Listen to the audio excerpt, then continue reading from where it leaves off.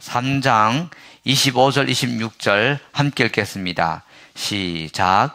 마침내 그렇게도 두려워하던 일이 밀어 닥치고 그렇게도 무서워하던 일이 다가오고야 말았다. 내게는 평화도 없고 안정도 없고 안식마저 사라지고 두려움만 끝없이 밀려온다. 아멘. 우리는 지금 욥기서를 계속 묵상하고 있습니다. 욥의 신앙을 보면 비교적 성숙한 신앙입니다. 사탄이 욥을 2번 시험합니다. 이 2번 시험이 보통 시험이 아닙니다. 그런데 욥이 이러한 시험 가운데, 고통 가운데 하나님을 입술로 원망하지 않습니다. 사탄이 파놓은 함정에 욥이 속지 않았던 것입니다.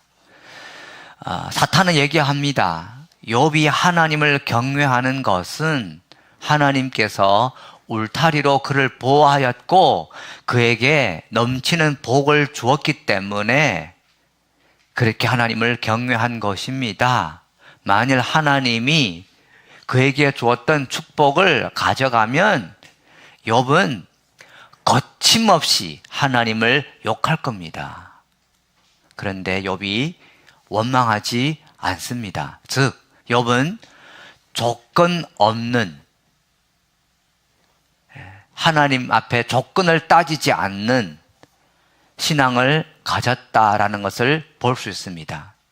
이러한 상황이 나에게 왔다면, 우리에게 왔다면, 여러분에게 이런 상황이 왔다면 여러분들은 어떡할 것 같습니까? 오지 않아서 감사하고요. 진짜예요. 저는요, 오늘 새벽에도 기도하면서 하나님 이런 일들이, 욥기서 묵상하면서 이런 일들이 우리 교회 성도님들에게는 절대 오지 않도록 부탁드린다고 하나님 앞에 거듭 기도했습니다. 감당이 안 될 것 같다라는 거죠. 당사자는 물론이고 저도 감당이 안 됩니다. 솔직한 얘기입니다. 그 앞에 제가 목회자로서 무슨 말을 하겠습니까? 무슨 말 하겠는가고요. 다음 주 월요일 날 저희는 정말 하나님 앞에 죽도록 헌신한 어떤 하나님의 사람을 만나게 됩니다. 그런데 유방암을 발견했어요. 그리고 수술을 잘 받았습니다. 그리고 병원 요양원에 옮겨갔는데 검사를 하는데 또 발견한 거예요. 유방암이. 또 2차로 수술을 또 했어요. 그래서 이제 월요일 날 만나는데 무슨 말을 해야 할지를 모르겠는 거죠. 며칠 전에도 어떤 선교사님을 만났습니다. 서로 기도 제목을 나눌 때 장인 어르신이 암을 발견했는데 4기 말기인 거예요. 그래서 세브란스 병원에 가신다고 하길래 제가 같이 가자고 했습니다.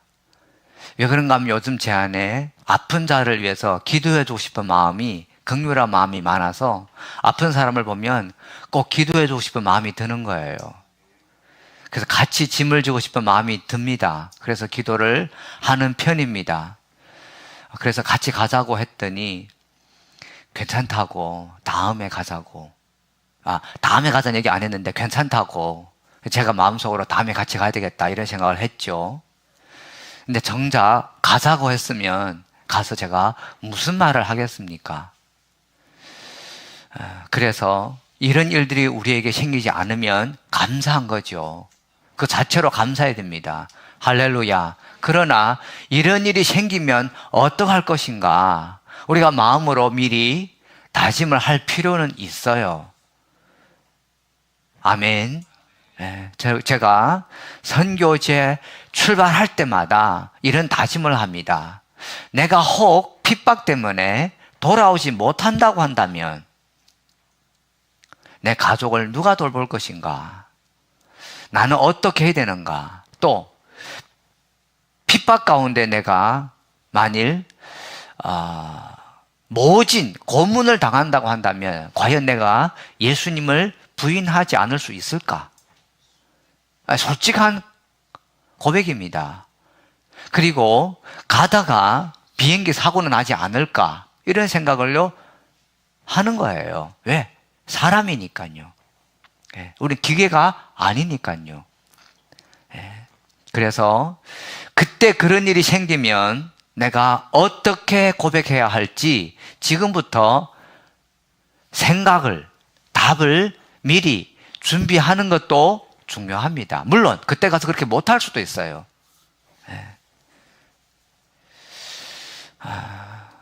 오늘 본문에 보면 욥의 세 친구가 욥에 관한 소문을 듣고 욥을 위로하려고 달려옵니다.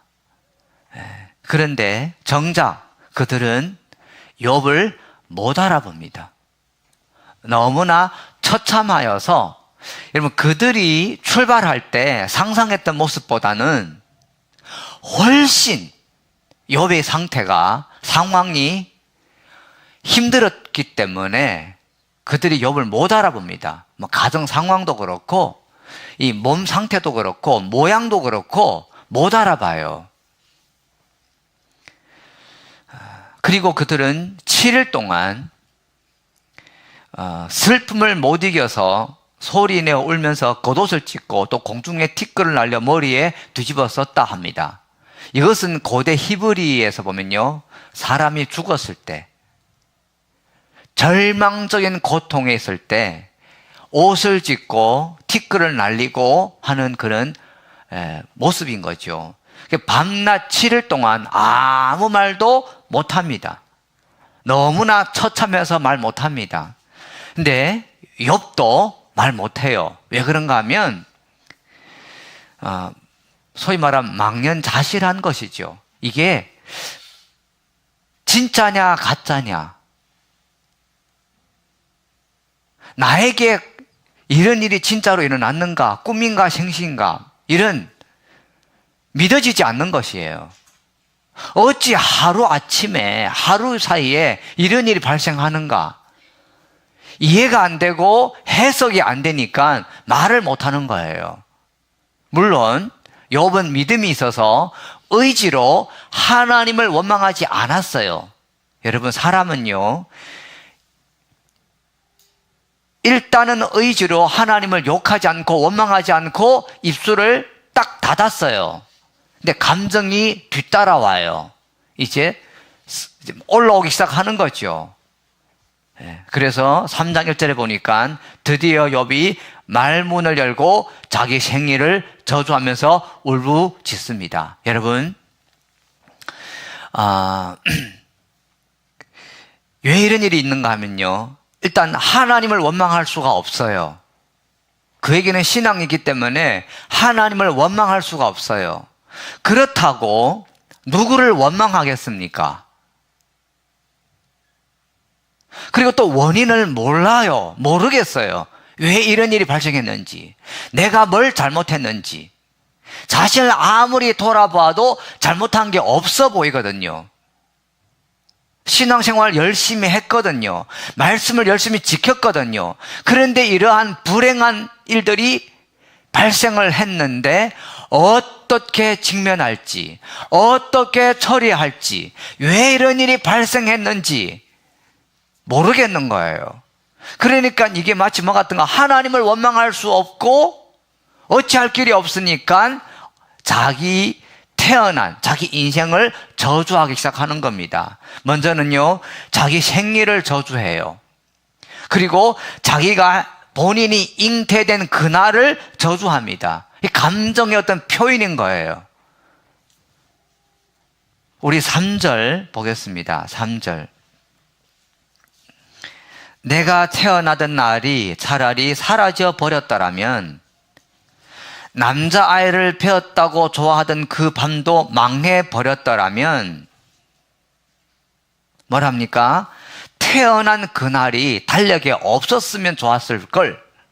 그리고 나의 엄마가 나를 잉태해서 좋아했던 그 밤이 없었더라면 좋았다라는 거예요. 여러분, 한 사람의 생명은 잉태했을 때 시작됩니다. 할렐루야. 태어나서 시작되는 것이 아니라 잉태되었을 때 한 사람의 생명이 시작되는 거예요. 그래서 낙태를 하면 안 된다라는 겁니다. 욥이 너무 고통스러우니까 잉태하는 날과 태어난 그날이 없었으면 좋았겠다고 이제 저주를 하는 겁니다. 7절 또 가보겠습니다. 7절. 그 밤이 아무도 잉태하지 못하는 밤이었더라면, 아무도 기쁨의 소리를 낼 수 없는 밤이었더라면 좋았을 걸 하고 자기의 출생을 저주하는 거예요. 그 다음 11절부터 보면 태어나서 어떻게 잘못되어서 태어났지만 죽었으면 좋았을 걸. 11절 보겠습니다. 어찌하여 내가 못해서 죽지 않았던가? 어찌하여 어머니 배에서 나오는 그 순간에 숨이 끊어지지 않았던가? 그러니까 어머니 뱃속에서 죽든지, 혹은 태어났지만 어떻게 잘못되어서 태어나자마자 죽었으면 좋았을 걸 하고 저주하는 거예요. 이해가 안 되는 거죠. 그래서 저주하는 겁니다. 20절부터 보면 그는 하나님이 왜 고난을 당하는, 고통 중에 있는 사람들에게 생명을 연장하는지 고백합니다. 우리 20절부터 보겠습니다. 20절. 어찌하여 하나님은 고난당하는 자들을 태어나게 하셔서 빛을 보게 하시고 이렇게 쓰디쓴 인생을 살아가는 자들에게 생명을 주시는가? 이런 사람들은 죽기를 기다려도 죽음이 찾아와 주지 않는다. 그들은 보물을 찾기보다는 죽기를 더 바라다가, 이렇게 나옵니다. 죽기를 기다려도 죽음이 찾아오지 않는다라는 거예요. 여러분, 하나님을 원망할 수도 없고, 고통스러워서 자살할 수도 없고, 타살할 수도 없고, 이 중간에 끼어서 마치 뭐 같은가 하면, 비유를 들자면 포도즙을 자른 것과 같아요. 너무 고통스러운 거예요. 누구를 원망하겠습니까? 하나님도 원망 못하고, 다른 사람도 원망 못하고, 환경도 원망 못하고, 이 시대에 원망하지 못하고, 누구를 원망하겠습니까? 근데 고통은 현실인 거죠. 그러니까 어떡합니까? 자기 인생을 저주할 수밖에 없는 것입니다. 그런데 이 고통 가운데 욥은 드디어 직면하게 될 것을 직면합니다. 사실 여러분, 하나님이 욥에게 이 고통을 허락했던 것은 그에게 본질을 볼 수 있는 하나님의 의도가 있었던 것입니다. 25절, 26절입니다. 함께 읽어볼까요? 시작. 마침내 그렇게도 두려워하던 일이 밀어 닥치고 그렇게도 무서워하던 일이 다가오고야 말았다. 뭡니까? 25절 보면 그가 그렇게도 두려워하던 일이 밀어 닥쳤고 그렇게도 무서워한 일이 다가오고야 말았다라는 것입니다. 자, 앞을 보시겠습니까? 이 구절이 핵심인 거예요. 욥은 무엇을 두려워하고 있었습니까? 여러분, 두려워한다라고 하는 것은 두려워하는 그 대상이 내 운명을 결정할 수 있도록 내가 주권을 줬기 때문에 두려워하는 거예요. 만일 내가 재정적으로 폭망할 것이 두렵다. 그 말은요, 내가 내 운명을 결정할 수 있는 주권을 돈에게 줬다라는 거예요. 혹은 어느 사람을 두려워한다라고 하는 것은 그 사람에게 내 운명을 결정할 수 있는 주권을 줬다라는 뜻이에요. 그러므로 뭘 두려워한다라고 하는 것은 잘못돼도 한참 잘못된 겁니다. 사실은 하나님이 앉을 그 자리, 주권의 자리에 그 사람과 그 사물을 두었던 것입니다. 결국 이것은요, 뒤집어서 얘기하면 우상 숭배예요. 만일 내가 내 자녀들이 잘못될까봐 두려워한다 라고 하는 것은 하나님의 자리에 그것을 앉혔던 거예요. 근데 놀랍죠? 두려워하는 것은 오게 돼 있어요. 100%입니다. 100%입니다, 여러분. 왜? 그 부분이 노출되어 있기 때문에 그 부분은 100%입니다. 가장 쉬운 방법은 말씀을 깨닫고 하나님을 두려워하고 그 외에 그 무엇도 두려워하지 말아야 합니다. 요한일서에 보면 하나님의 사랑 안에는 두려움이 없다라고 되어 있어요. 욥은 그러면 자 이제 이 말씀에 근거해서 욥이 뭐라 하면 그동안 두려웠던 일이 내게 밀어 닥쳤다고 합니다. 이것은요 마치 쓰나미처럼 어찌할 길 없이 덮쳐버려서 모든 것을 앗아간 거예요. 근데 이것은 욥이 두려워했던 겁니다. 자 그러면 1장에서 욥은요 하나님을 경외하고 악을 멀리합니다. 그리고 아들들 10명 자녀들이 생일이 되면 돌아가면서 집에서 잔치를 베푸는데 그들은 화목합니다. 3명의 누이들도 불러요. 여러분 보십시오. 욥은요 10,000마리가 넘는 가축을 소유하고 있어요. 그리고 많은 집에 종들을 거느리고 있어요. 10명의 자녀가 있어요. 7명의 아들과 3명의 딸이 있는데 사이가 얼마나 좋은지 몰라요. 그리고 욥은요 동방에서 유명한 사람입니다. 소문이 난 사람이에요. 으뜸가는 부자입니다. 욥이 뭘 두려워했냐? 왜 이렇게 살았냐? 왜 죄를 안 짓고 경외하고 자녀들이 잔치 베풀고 나면 인원수대로 번제를 드렸냐? 지금 삶이 안정적이거든요. 지금 삶이 좋거든요. 지금 요 상태로 노후를 맞이하면 얼마나 좋겠습니까? 그런데 혹 누가 범죄라도 해서 이 모든 것이 없어질까 봐 자녀들 화목하지요. 노예가 많지요. 재산도 많지요. 가축도 많지요. 얼마나 집이 평안합니까? 이 상태를 유지해가면 된다라는 거예요.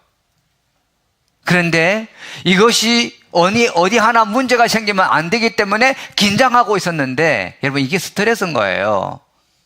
이것이 스트레스예요. 근데 이 두려웠던 것이 그에게 덮쳐든 것입니다. 그러니까 그 삶이 행복해 보이지만 또 한편으로는 고달픈 거예요. 자유가 없고 늘 긴장한 거예요. 여러분 건강한 사람들 하나님의 믿음이 없으면 계속 암이 올까봐 두려워요. 왜? 그런 소식을 뉴스를 계속 들으니까요. 보험회사들은 가만 안 놔둡니다. 암에 관한 수치와 암에 관한 확률과 또 약 파는 약사들 가만 놔두겠습니까? 계속 얘기하는 거예요. 뉴스를 통해서. 왜? 그래야 사람들이 공포와 두려움 때문에 보험을 들고 약을 사고 하니까요. 그러니까 계속 두려움의 지배를 받는 것이죠. 요즘 사회는 엄난한 사회잖아요. 내가 거룩하게 살려고 해도 주변에서 가만 안 놔둬요. 그래서 조심해야 돼요. 정말 조심해야 됩니다. 그런데 여러분 내가 두려워하는 것은 나에게 닥친다니까요. 두려움이 없어야 되는데 예수 그리스도 안에서 하나님의 사랑이 넘쳐야 두려움이 떠나갑니다. 그래서 26절에 보니까 함께 읽어보겠습니다. 26절 읽겠습니다. 시작. 내게는 평화도 없고 안정도 없고 안식마저 사라지고 두려움만 끝없이 밀려온다. 아멘. 여러분, 욥이요, 번제, 제사를 잘 드렸어요. 죄를 안 지으려고 몸부림쳤어요. 그리고 잘 먹고 잘 사고 가정이 화목했어요. 근데 평안했냐? 아닙니다, 사실은. 안식을 누렸냐? 아닙니다. 이런 것들이 없어질까봐 긴장 가운데 있었던 거예요. 이게요, 성숙한 신앙생활인가? 아닙니다.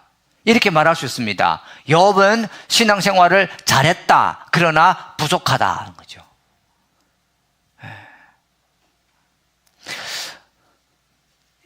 드라마, 오래전에 본 영화, 이런 대목이 생각납니다. 어떤 회사의 회장이, 재벌이죠, 아들이 납치가 됐어요. 결국은 실종됐습니다. 근데 이 아버지는 아들을 계속 십몇 년 동안 찾고 있는 겁니다. 근데 그 아들이 실종되고 발리고 하면서 매우 어려운 이 삶을 사는 거죠. 그리고 나이가 이제 20살이 되었어요. 그리고 너무 경제적으로 힘들어서 한 사람을 납치하게 되는데 자기 아버지를 납치한 거예요. 영화가 그렇게 돌아가요, 스토리가. 근데 이런 과정 가운데 결국은 이 아들이 아버지를 알게 되고 아버지가 아들을 알게 됩니다. 근데 아버지가 얘기하죠. 내게 있는 모든 것이 너희 것이다. 근데 아들이 그걸 믿겠습니까? 은행 카드와 비번을 알려줘야 내가 마음 놓인다라는 거예요. 하여튼 그런 영화예요. 오래전에 본 영화인데, 여러분, 하나님께서 이렇게 얘기하는 겁니다. 야, 내가 너와 함께 하겠다. 근데 마음이 안 놓여요. 하나님 말고, 그 필요 없고, 통장하고 비번만 알면 괜찮다고, 그것만 원한다고. 아니, 내가 너와 함께 하겠다. 아니요, 필요 없어요. 여러분, 지금 이 사회에 기독교인들의 우상 숭배가 뭔지 압니까? 행복이에요. 나를 즐겁게 할 수 있는, 나를 만족시킬 수 있는 교회를 마치 길거리에 있는, 음료를 살 때, 자판기에 있는 매뉴얼 중에 하나님이 들어가 있는 거예요. 선택 사항 중에 하나인 거죠. 또 하나, 자기 꿈을 실현하는 것이 현대 사람들이 우상 숭배예요. 여러분, 하나님 영광을 위하여서 자기 개발하는 것은 좋은 일입니다. 그러나 비전과 하나님의 사명감이 없이 자기의 행복을 위해서 자기 개발 추구하는 것, 여전히 우상 숭배입니다.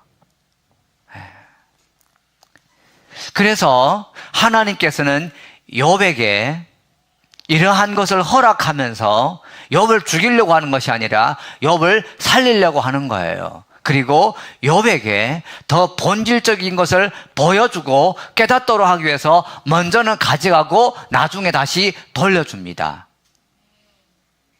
아멘입니까? 하나님은 주기 위해서 먼저 가져가고 살리기 위해서 먼저 살아있으나 죽을 것만 같은 고통을 허락하는 것입니다.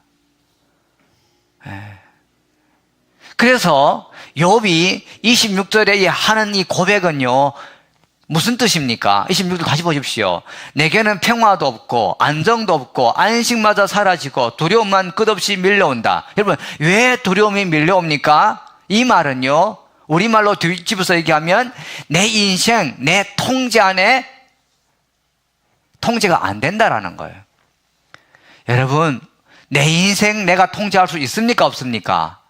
없습니다. 그런데 욥은 내 인생, 내 이 상황을 어떻게든 유지할 수 있도록, 통제할 수 있도록 깨어 있었던 것입니다. 근데 여러분, 우리 전도서 7장 한번 볼까요? 욥기서를 접어두시고 전도서를 가보겠습니다. 7장 14절입니다. 전도서 7장 14절입니다.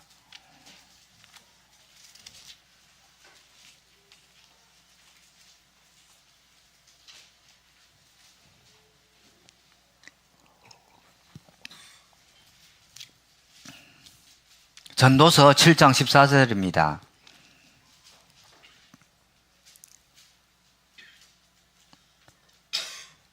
함께 읽겠습니다. 시작. 좋은 때에는 기뻐하고 어려운 때에는 생각하여라. 하나님은 좋은 때도 있게 하시고 나쁜 때도 있게 하신다. 그러기에 사람은 제 아비를 알지 못한다. 여러분, 하나님은요, 사람에게 앞에 일어날 일을 알지 못하겠어요. 즉, 나의 인생을 내가 통제하지 못하도록 만들어 놨어요. 그래서 하나님은요, 이 불행, 이 고통과 어려움을 통해서 내 인생을 내가 통제하지 못하도록 만들어 놓았기 때문에 늘 하나님 앞에 겸손하도록 만들었어요. 그리고 하나님은요, 절대 통장 안 맡깁니다. 왜? 죽는 길이기 때문에 그렇습니다. 너가 나를 찾을 때, 나로 만족할 때 사는 거야. 나를 통해 다른 어떤 것을 얻고자 할 때 망하는 길이야. 그런 것이죠. 필요할 때 하나님을 찾고 필요하지 않을 때 하나님을 안 찾는 것, 여러분, 위험한 것입니다. 물론 하나님을 아예 안 찾는 것보다 낫겠죠. 그러나 절대 성숙한 것은 아닙니다. 요즘 이제 몇 사람이 새벽에 교회 와서 기도합니다. 저는 새벽에 집에서도 기도하는 사람이에요. 그리고 새벽에 집에서 기도할 때 일찍 일어나서 기도합니다. 그래서 기도 생활을 안 한 것이 아니라 기도 생활을 많이 했습니다. 그런데 한 몇 주 됐죠. 2, 3주 정도 교회 와서 기도를 하는데 5시 반에 교회 도착할 때도 있고 5시에 도착할 때도 있고, 이제 깨어나면 교회를 오는 거예요. 어떨 때는 너무 일찍 일어나서 기도하다가 교회 올 때도 있습니다만은, 어쨌든 교회 와서 한 90분 정도 시간 정해놓고 기도합니다. 너무 좋은 거예요. 기도하다가 뭘 깨닫냐면, 우리 교회가 또 새로운 시즌과 단계에 들어섰구나 라는 것을 깨닫게 됩니다. 그리고 우리 송용성 집사님도 기도하다가 기도가 잘 된다고 하고 기도문이 열리고 기도줄을 잡게 되고 그런 것을 또 나누어 주셨어요. 저도 느꼈거든요. 그래서 이 좋은 기도를 우리 성도님들이 교회 와서 같이 했으면 좋겠다라는 마음이 있어요. 여러분들이 기도 생활을 하지 않고 있다라는 뜻이 아닙니다. 다만 너무 좋으니까 함께 누리고 싶은 거예요. 그런데 여러분, 제가 하나님 앞에 이 마음을 고백했더니 하나님께서 이런 감동을 주셔요. 아들아, 너 한번 생각해 봐라. 뭡니까? 사랑하는 자녀가 만일 가령 죽을 병에 걸렸다. 집에서 기도하겠는가고요? 교회 와서 부르짖고 기도하지 않겠는가고요? 그렇다고 한다면 위기의식이 없다는 거죠. 하나님 말씀입니다. 제 말이 아니에요. 그래서 이것은 물론 집이 멀어서 어쩔 수 없는 분은 어쩔 수 없지만 새벽을 깨우는 것이 살 길이다라는 하나님의 말씀입니다. 여러분, 우리가 자신을 성찰할 줄 알고 깨닫는데 머무는 것이 아니라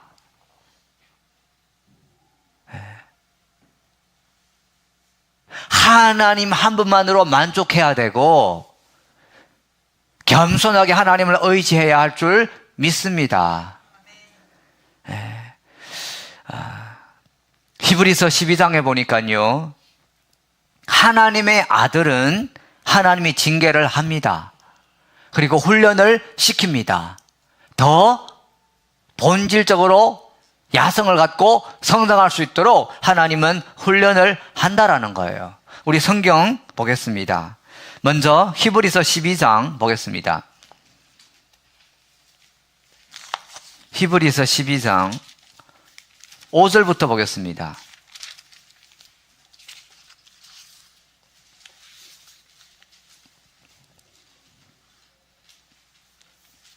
5절부터 11절까지 함께 보겠습니다. 함께 읽어볼까요? 예.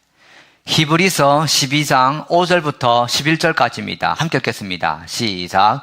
또 여러분은 하나님께서 여러분을 향하여 자녀에게 말하듯이 하신 이 권면을 잊었습니다.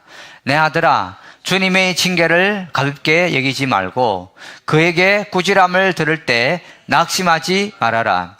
주님께서는 사랑하시는 사람을 징계하시고 받아들이시는 아들마다 채찍질 하신다. 징계를 받을 때 참아내십시오. 하나님께서는 자녀에게 대하시듯이 여러분에게 대하십니다. 아버지가 징계하지 않는 자녀가 어디에 있겠습니까? 모든 자녀가 받은 징계를 여러분이 받지 않는다고 하면 여러분은 사생아이지 참 자녀가 아닙니다. 우리가 육신의 아버지도 훈육자로 모시고 공경하거든 하물며 영들이 아버지께 복종하고 살아야 한다는 것은 더욱더 당연한 일이 아니겠습니까? 육신의 아버지는 잠시 동안 자기들의 생각대로 우리를 징계하였지만 하나님께서는 우리를 뭡니까? 자기의 거룩하심에 참여하게 하시려고 우리에게 유익이 되도록 징계하십니다. 11절 함께 읽겠습니다. 시작. 무릇 징계는 어떤 것이든지 그 당시에는 즐거움이 아니라 괴로움으로 여겨지지만 나중에는 이것으로 훈련받은 사람들에게 정의의 평화로운 열매를 맺게 합니다. 아멘. 여러분, 징계가 없다, 훈계가 없다, 구원받지 못했을 가능성이 200%입니다. 하나님의 자녀는 하나님께서 그분의 거룩하심에 참여하도록 하기 위하여서 분명히 시련을 줍니다. 왜? 우리는 야성이 있는, 본질을 추구하는, 소위 말하면 예수 그리스도라는 이 반석 위에 내 인생을, 기초를 쌓아가야 되기 때문에 그렇습니다. 아멘. 그래서 옆에 분에게 한번 축복할까요? 당신은 하나님의 자녀입니다.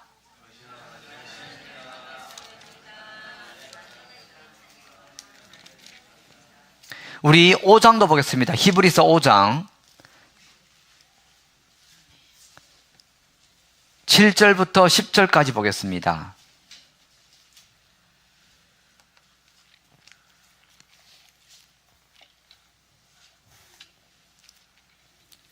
히브리서 5장 7절부터 10절까지입니다. 함께 또 읽겠습니다. 시작. 예수께서 육신으로 세상에 계실 때 자기를 죽음에서 구원하실 수 있는 분께 큰 부르짖음과 많은 눈물로써 기도와 탄원을 올리셨습니다.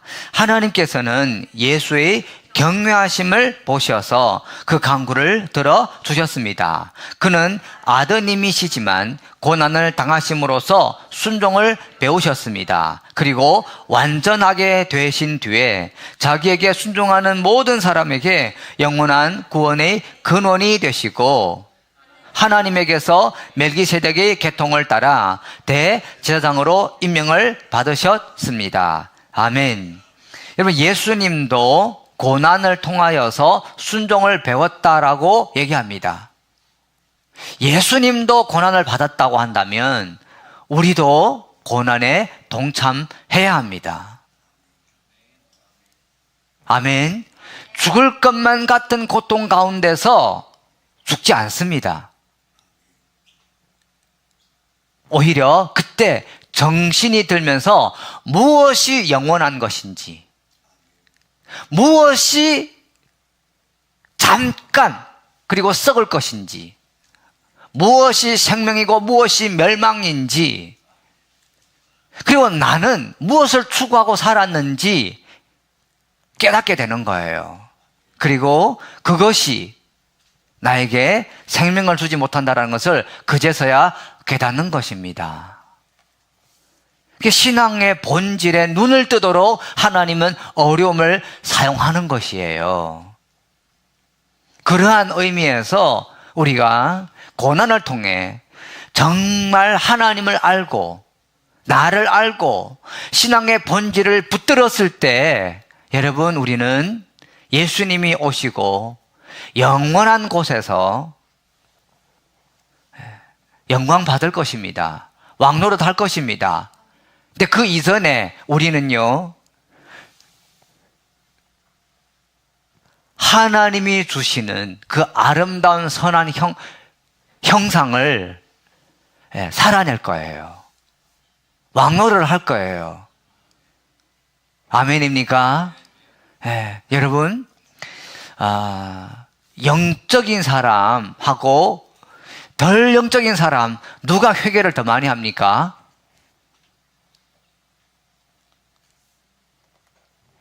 누가 회개를 더 많이 해요? 성숙한 사람과 덜 성숙한 사람, 누가 회개를 더 많이 합니까? 성숙한 사람이 회개를 더 많이 합니다. 왜 그런가 하면요, 하나님과 가까워지면 가까워질수록 죄에 대하여 더 민감하거든요. 그리고 본질에 있어서 더 깊이가 있게 보이거든요.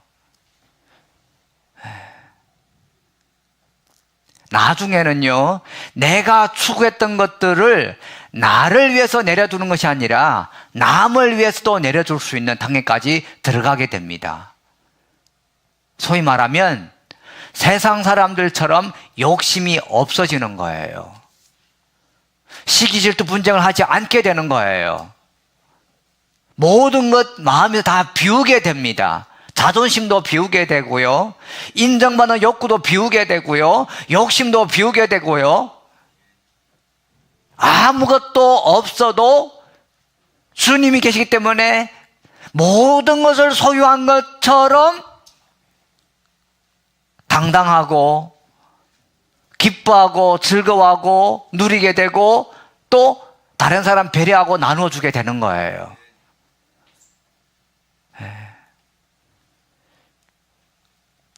할렐루야. 그래서 바울이 고백하지 않습니까? 빌립보서에서, 우리 빌립보서 또 가보겠습니다. 빌립보서 3장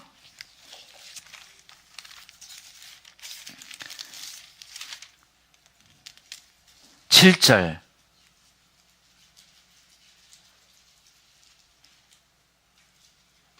빌립보서 3장 7절 말씀입니다. 그러나 나는 내게 이루었던 것은 무엇이든지 그리스도 때문에 뭐로 여깁니까? 해로운 것으로 여기게 되었습니다. 여러분, 나에게 이루었던 것들이 나에게 안정감을 주면 본질이 안 보여요. 8절. 그뿐만 아니라 내 주 예수 그리스도를 아는 지식이 가장 고귀함으로 나는 그 밖의 모든 것을 해로 여깁니다. 나는 그리스도 때문에 모든 것을 잃었고 그 모든 것을 오물로 여깁니다. 꼭 이래야 되냐? 맞습니다. 꼭 이래야 됩니다. 여러분, 폭풍우가 오지 않고 비바람 치지 않으면 나무는요, 뿌리를 깊이 박지 않습니다. 왜? 피로를 못 느껴요. 온실에 있으니까 피로를 못 느낍니다. 근데 하나님은 깊이 뿌리 내리기를 원합니다. 그래서 비바람을 허락하는 거예요. 소나기를 허락하는 거예요. 광풍을 허락하는 거예요. 제가 보니까요, 책을 보니까 독수리를 괴롭히는 새는 까마귀밖에 없답니다. 까마귀가요, 겁없이 독수리 위에 막 올라탄대요. 그러면 독수리는 어떻게 반응할까요? 여러분 상상하시기에 독수리가 어떻게 반응할 것 같습니까? 그리고 제가 유튜브에 검색해 봤더니 실제로 까마귀가요, 독수리 등에 올라타가지고 있는 거예요. 독수리가 날개 펴고 날고 있는데 까마귀가 등 위에 올라타요. 주제 파악도 못하면서. 그럴 때요, 독수리는 반응하지 않습니다. 그리고 더 높이 비상합니다. 그리고 하늘로 올라가면요, 까마귀가요, 올라가면 호흡을 못 합니다. 그리고 쓰러집니다. 여러분, 까마귀가 마귀를 상징합니다. 마귀가 어려움을 통해, 고난을 통해, 연약함을 통해서 막 하나님의 자녀들을 괴롭히잖아요. 반응하지 마십시오. 그리고 하나님을 향해 주님 바라보면서 더 날아오르십시오. 믿음의 날개를 쫙 펼쳐서 말씀을 먹고 힘을 내어서 믿음의 날개를 쫙 펼치고 하나님을 향해서 쫙 날아 올라가십시오. 그리고 비전에 집중하십시오. 사명에 집중하십시오. 그러면요, 그 마귀는요, 귀신 같은 마귀는요, 까마귀는 숨을 못 쉬고 그 높은 곳에 적응 못하고 정신을 잃고 쓰러집니다. 떨어지게 돼 있어요. 거기에 반응해서 날개를 젓고 내려라 내려라 하면 네 죽고 내 죽는 겁니다. 우리는요, 품위가 있게 하나님의 자녀답게 멋있게 한번 날아봅시다. 어차피 짧은 인생이에요. 여러분, 제 나이가 지금 한국 나이로 48, 7, 8인데 눈 깜짝할 새 40년이 지나갔잖아요. 몇 번 더 깜짝했습니까? 한 번? 두 번? 한 번 반? 여러분, 금방 지나갑니다. 그래서 어떤 상황 가운데서도 바울처럼 범사에 감사하고 쉬지 말고 기도하고 항상 기뻐하고 믿음의 날개를 쫙 펼쳐서 비상하는 여러분 되시기를 예수님 이름으로 축복합니다. 제가 확신하건대 어떤 상황 가운데서도 우리는 하나님 보시기에 정말 멋있는 인생을 살 수 있습니다.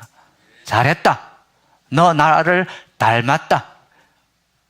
그 작은 일에 마음이 흔들리지 않아서, 그리고 너는 나를 경외하고 나를 두려워하고 나 외에 그 무엇에게도 무릎 꿇지 않고 두려워하지 않고 왕노릇해서 고맙다라는 주님의 인정하시는 그 말씀을 들으시기를 예수님 이름으로 축복합니다. 우리 시간 주여 한번 외치고 기도하도록 하겠습니다. 그리고 자신을 돌아보십시오. 나는 무엇을 두려워하고 있는가?